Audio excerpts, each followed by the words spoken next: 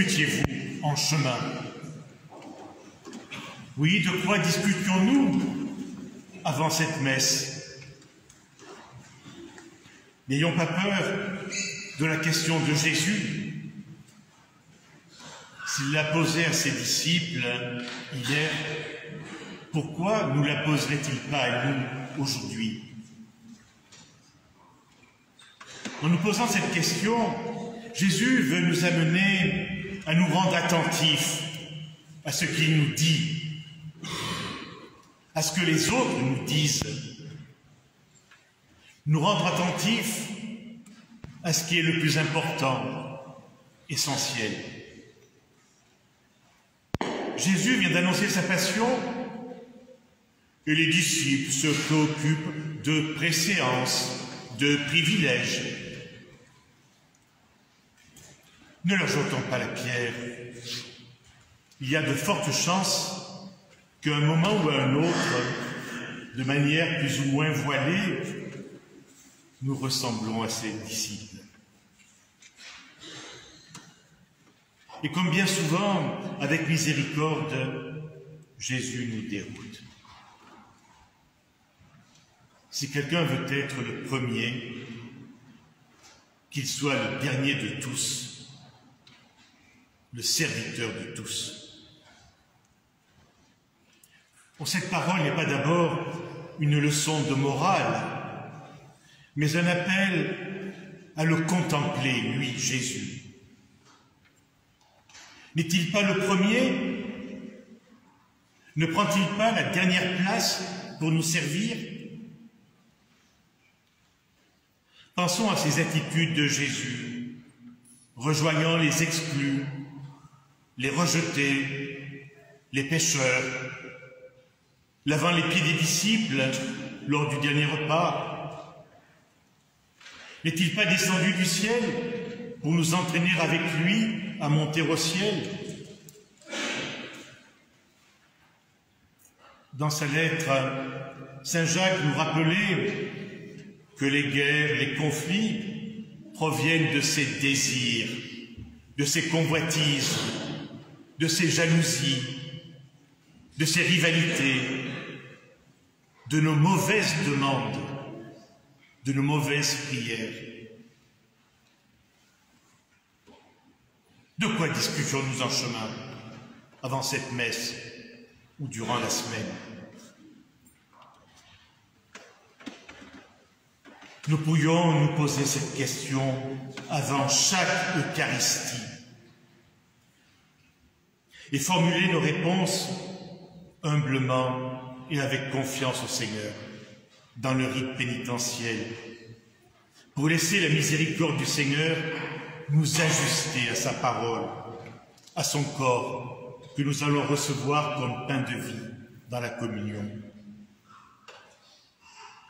Cette démarche nous appelle à devenir celui que nous recevons. Nous pensons peut-être à cette parole de Bernadette: « Je n'étais rien. » Et de ce rien, Jésus en a fait une grande chose.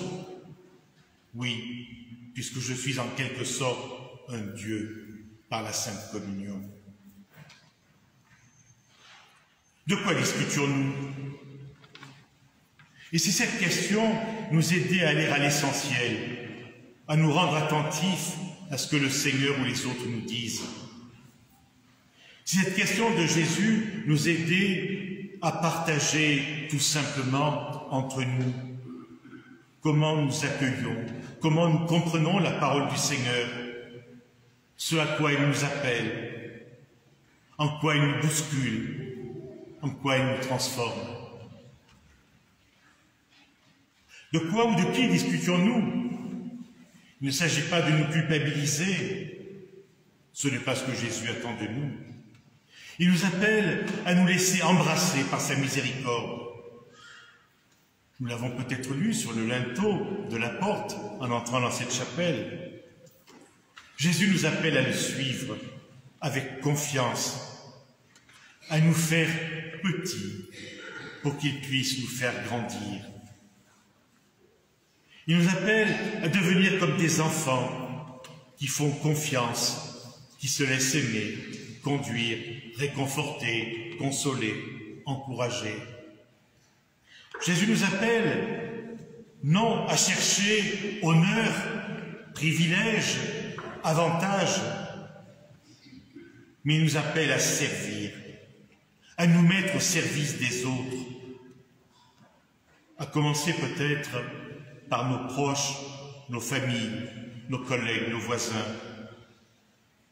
à donner du temps pour une association, pour notre paroisse. Jésus nous appelle à combattre en nous les racines du mal, les racines du péché que dénonçait saint Jacques dans la deuxième lecture. Il nous appelle à être artisans de paix dans ce monde divisé, fracturé, marqué par toutes sortes de violences. Mais dans ce monde où le mal semble l'emporter, selon les médias, il nous est bon, chrétiens, de ne pas oublier que Jésus a vaincu le mal sur la croix. Il est le ressuscité qui nous fait vivre des passages des résurrections. Le pape François a placé l'année jubilaire 2025 sous le signe de l'espérance, en nous rappelant une parole de saint Paul: l'espérance ne déçoit pas. Disciples de Jésus, nous sommes appelés à discerner ces signes d'espérance. Peu importe si selon nous ils sont peu nombreux, les petits ruisseaux ne font-ils pas les grandes rivières? Alors valorisons ces signes, comme Jésus qui savait voir le meilleur dans le cœur de celles et ceux qu'il rencontrait. Rendons grâce.